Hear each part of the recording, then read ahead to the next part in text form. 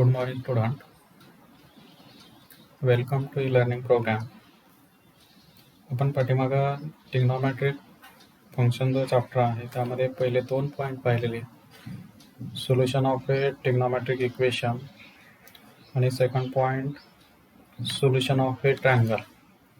आता थर्ड जो पॉइंट आहे इनवर्स ट्रिग्नोमेट्रिक फंक्शन.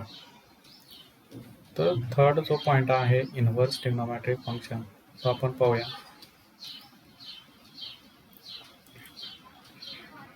तर त्यामध्ये फंक्शन जे आहे त्या फंक्शनचे डोमेन रेंज जे 6 ट्रिग्नोमेट्रिक फंक्शन आहे, साइन फंक्शन, कॉस फंक्शन, त्यांचे जे डोमेन रेंज आणि पिरियड पाहूया आपण. तर एक चार्ट आहे बा. तर पहिला फंक्शन आहे, फंक्शन जे आहे ते 6 ट्रिग्नोमेट्रिक फंक्शन आहेत. साइन असेल, कॉस असेल, टँजंट असेल, कोटँजंट असेल, सेकंड असेल आणि कोसेकंड असेल. तर पहिला साइन फंक्शन जो आहे फक्त एवढंच लक्षात ठेवा, त्यांचा डोमेन लक्षात ठेवा, रेंज आणि पिरियड एवढंच लक्षात ठेवा. तर साइन फंक्शन जे आहे, साइन फंक्शनचा डोमेन आहे रिअल नंबर आर आणि त्याची जी रेंज आहे ती रेंज आहे क्लोज इंटरवल -1 to 1 आणि साइन फंक्शनचा जो पिरियड आहे तो आहे 2π. म्हणजे साइन फंक्शनची जी व्हॅल्यू आहे ती रिपीट केव्हा होते तर 0 पासून 2π पर्यंत रिपीट होते. म्हणून तो जो पिरियड आहे, डिफरन्स आहे तो आहे 2π. म्हणून साइन फंक्शनचा रेंज क्लोज इंटरवल -1 to 1 आणि पिरियड 2π. तसंच कॉस फंक्शन जे आहे त्याचा रेंज आहे, डोमेन आहे रिअल नंबर आर आणि रेंज आहे क्लोज इंटरवल -1 to 1 आणि याचा पण पिरियड आहे 2π. त्यानंतर थर्ड फंक्शन आहे टॅन फंक्शन. त्याचा जो डोमेन आहे तो आहे real number R minus 2n+1 into π/2. n belongs to z means integer and range आहे त्याची रिअल नंबर आर आणि त्याचा जो पिरियड आहे तो आहे π. म्हणजे n = 0 ठेवलं तर π/2 येईल, n = 1 ठेवलं तर 3π/2 येईल, n = 2 ठेवलं तर 5π/2 येईल.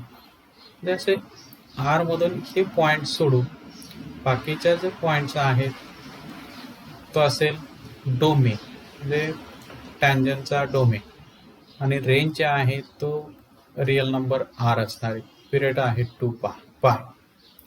तसंच कॉट फंक्शन जे आहे त्याचा डोमेन आहे r - nπ. n belongs to z. त्याचा रेंज आहे रिअल नंबर आर, पिरियड आहे π. तसं सेक फंक्शन जे आहे, सेक फंक्शनचा डोमेन जो टॅन फंक्शनचा डोमेन आहे तोच सेक फंक्शनचा डोमेन असणार आहे. डोमेन आहे r - 2n+1 into π/2. n belongs to z आणि त्याची जी रेंज आहे आर मधून ओपन इंटरवल -1 to 1 म्हणजे r minus open interval 1 to 1 हा त्याचा रेंज आहे आणि पिरियड असणार आहे 2π. तसंच कोसेकंड जे फंक्शन आहे त्याचा डोमेन असणार आहे, क्वाट फंक्शन जे आहे त्याचा जो डोमेन आहे तोच कोसेक फंक्शनचा डोमेन असणार आहे r - nπ. n belongs to z आणि रेंज जे आहे ते रेंज असणार आहे real number R minus open interval -1 to 1 आणि पिरियड आहे 2π. तर एवढंच लक्षात ठेवा, हे जे 6 ट्रिग्नोमेट्रिक फंक्शन आहेत तर त्या ट्रिग्नोमेट्रिक फंक्शनचा डोमेन काय आहे, त्याची रेंज काय आहे आणि त्याचे पिरियड काय आहे. तर लक्षात ठेवा. आता पुढचा inverse trigonometric function, principal value of inverse trigonometric function. आणि तर साइन इनव्हर्स हे जे फंक्शन आहे या फंक्शन साइन इनवर्स फंक्शन जे आहे हे फंक्शन डिफाइन केलं आहे close interval -1 to 1 to close interval -π/2 to +π/2 आणि -π/2 to +π/2 ही साइन इनव्हर्स हे जे इनव्हर्स ट्रिग्नोमेट्रिक फंक्शन आहे ही त्याची प्रिन्सिपल व्हॅल्यू ब्रँच असणार आहे। तसंच कॉस इनव्हर्स फंक्शन जे आहे ते कसं डिफाइन केलं आहे तर close interval -1 to 1 to close interval 0 to π। Tan function जे आहे टॅन इनव्हर्स फंक्शन जे आहे कसं डिफाइन केलं R real number R to open interval -π/2 to +π/2। तसंच कोसेकंड फंक्शन कसं डिफाइन केलंय कोसेक इनव्हर्स फंक्शन कसं डिफाइन केलंय R minus open interval -1 to 1 to close interval -π/2 to +π/2 -0 फक्त त्यामधील कुठला पॉईंट सोडून तर 0 पॉईंट सोडून। तसंच सेक इनव्हर्स फंक्शन कसं डिफाइन केलंय तर R minus open interval -1 to 1 to close interval 0 to π -π/2 point. π/2 सोडून या इंटरवल मधील π/2 सोडून ती त्याची प्रिन्सिपल व्हॅल्यू ब्रँच असणार आहे। त्यानंतर पुढे properties of inverse trigonometric function आपण सेकंड पेपर जो आहे त्या सेकंड पेपरमध्ये आपण इनव्हर्स ट्रिग्नोमेट्रिक फंक्शनच्या ज्या प्रॉपर्टी आहेत त्या पाहिलेल्या आहेत। इथे पण तेच प्रॉपर्टी आहेत। Number 1 if x is less than equal to 1 greater than equal to -1 and x is not equal to 0 then sin inverse x is equal to cosec inverse 1 upon x। तसंच second tan inverse x is equal to cot inverse 1 upon x if x is greater than 0। Third number tan inverse x is equal to -π plus cot inverse 1 upon x if x is less than 0। x जर लेस than 0 असेल तर -π काय करायचं त्यामध्ये add करायचं। त्यानंतर if x is less than 1 and greater than equal to -1 then sin inverse of -x is equal to minus sin inverse x। if x is less than equal to 1 greater than equal to -1 then cos inverse of -x is equal to pi minus cos inverse x। त्यानंतर for all x belongs to R then tan inverse of -x is equal to minus tan inverse x। for all mod x is greater than equal to 1 then cosec inverse of -x is equal to minus cosec inverse x। and if mod of x is greater than equal to 1 then sec inverse of -x is equal to pi minus cosec inverse x। for all x belongs to real number R then cot inverse of -x is equal to pi minus cot inverse x। त्यामध्ये एक लक्षात ठेवायचं sine inverse त्यानंतर tan inverse आणि cosec inverse असेल तर tan inverse of -x असेल त्यानंतर साइन इनव्हर्स ऑफ -x असेल कोसेक इनव्हर्स ऑफ -x असेल त्याची value minus times cosec inverse x किंवा मायनस टॅन इनव्हर्स x किंवा minus sine inverse x minus आणि अटॅच करायचे। आणि बाकीचे जे आहेत cos inverse -x is equal to pi minus cos inverse x। cot असेल तर cot inverse -x is equal to pi minus cot inverse x आणि sec inverse -x is equal to pi minus sec inverse x। तर हे लक्षात ठेवा। पुढे if x is less than equal to 1 greater than equal to -1, then sin inverse x plus cos inverse x is equal to pi by 2. x जर same असेल तर त्याची value काय लिहायची pi by 2. त्यानंतर for x belongs to r then tan inverse x plus cot inverse x is equal to pi by 2. Relation लक्षात ठेवा, sine inverse आणि कॉस इनवर्स असेल तर pi by 2, tan आणि cot इनवर्स मध्ये. आणि पुढची for all x mod x greater than equal to 1 then sec inverse x plus cosec inverse x is equal to pi by 2. आणि पुढचा जो पॉइंट आहे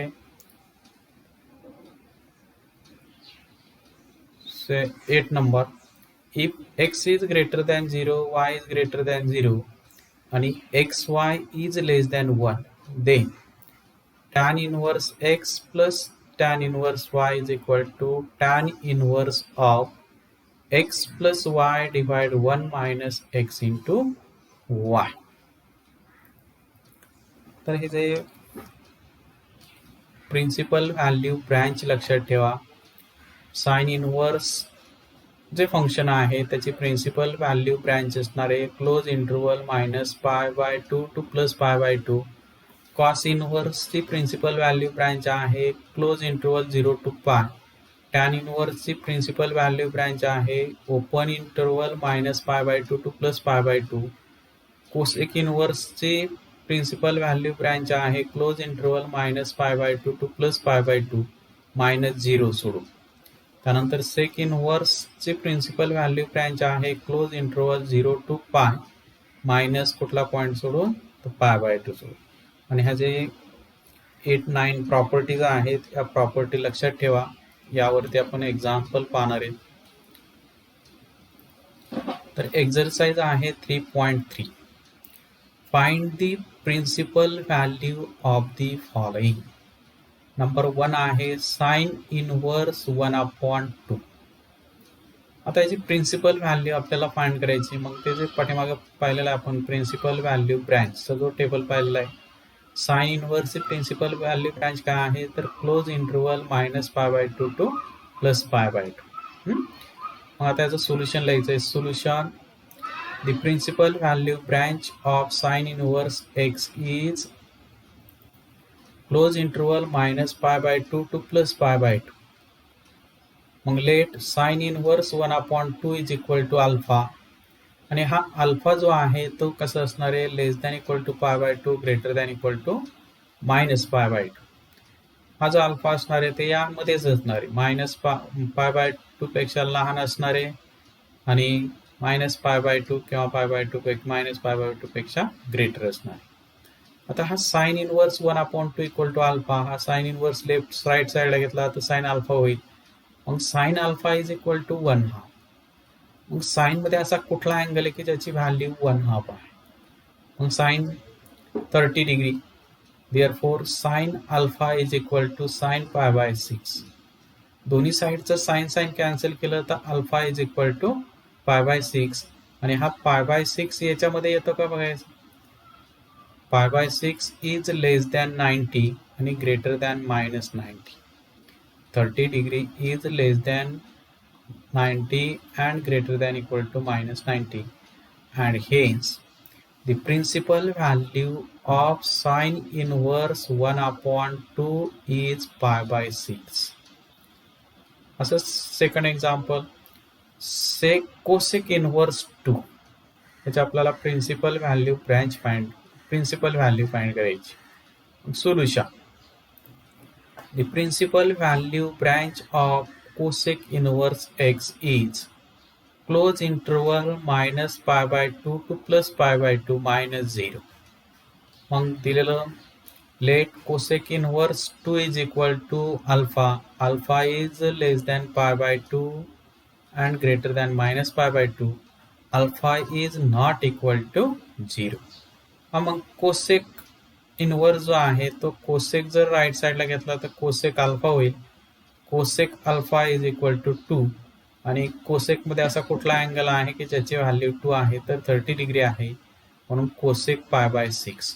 दोन्ही साईडचं कोसेक कॅन्सल केलं तर अल्फा इज इक्वल टू π/6 हा pi by 6 is less than equal to pi by 2 आणि greater than equal to minus pi by 2. 30 degree less than 90 आहे, ग्रेटर दॅन मायनस 90 आहे. And therefore the principal value of cosec inverse 2 is pi by 6. तर हे आलं solution.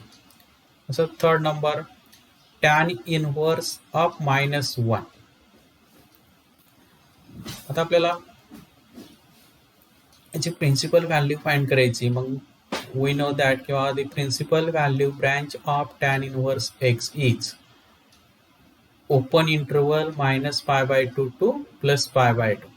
मग दिलेलं जो हा इनव्हर्स ट्रिग्नोमेट्रिक इक्वेशन आहे tan inverse of minus 1 is equal to alpha. Alpha जो आहे less than pi by 2 greater than minus pi by 2.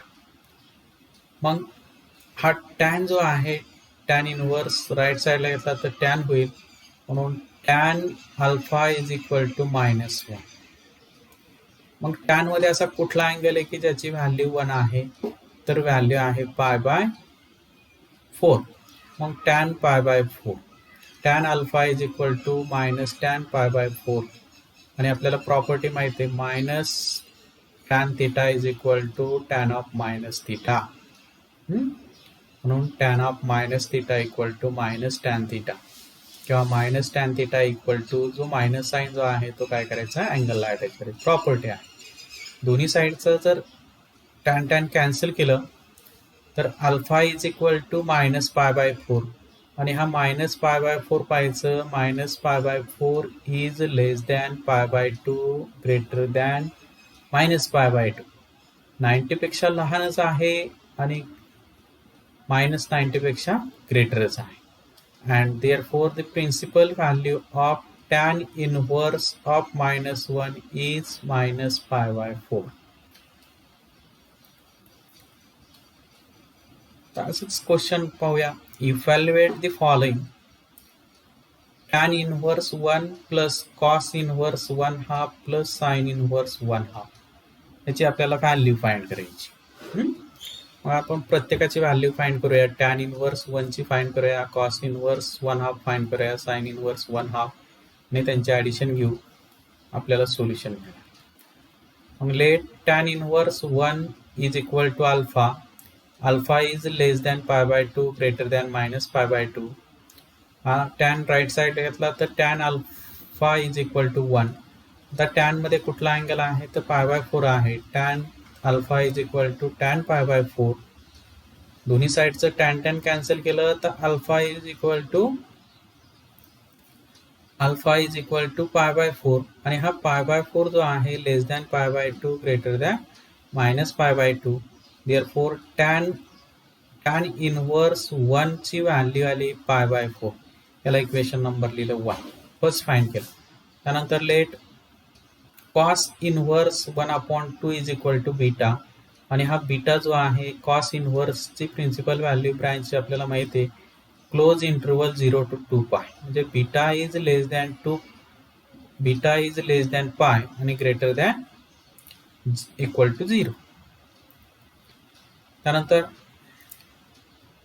हा कॉस राईट साईडला घेतला तर cos beta is equal to 1/2. आता कॉस मध्ये असा कुठला अँगल आहे की ज्याची व्हॅल्यू 1/2 आहे. आपल्याला माहिती आहे 60 डिग्री. कॉस 60 डिग्रीची व्हॅल्यू असते 1/2. म्हणून cos beta is equal to cos pi by 3. मग दोन्ही साईडचं कॉस कॅन्सल केलं तर beta is equal to pi by 3 आणि हा बीटा जो किंवा पाय बाय 3 जो आहे हा पाय पेक्षा लहान आहे का. 60 degree is less than 180 degree आणि greater than or equal to 0. Therefore cos inverse of 1/2 is equal to pi by 3. याला इक्वेशन नंबर लिहिला सेकंड. त्यानंतर let sine inverse 1/2 is equal to gamma where gamma is less than equal to pi by 2 greater than equal to minus pi by 2. Principal value branch. Therefore हा sine right साईडला घेतला तर sign gamma is equal to 1/2. आता sign मध्ये असे पाहायचे value की साइनचा कुठला अँगल आहे की त्याची व्हॅल्यू 1/2 आहे. मग sine 30 degree sine gamma is equal to sine pi by 6 दोन्ही साईडचं साइन साइन कॅन्सल केलं तर गॅमा इज इक्वल टू π/6 आणि हा 30 डिग्री जो आहे लेस दॅन 90 आहे ग्रेटर दॅन इक्वल टू -90 आहे. मग therefore sine inverse of 1/2 is equal to π/6 याला इक्वेशन नंबर लिहिलं थर्ड. मग therefore tan inverse 1 plus cos inverse 1/2 plus sin inverse 1/2 is equal to π/4 plus π/3 plus π/6 by equation 1, 2, 3 वर.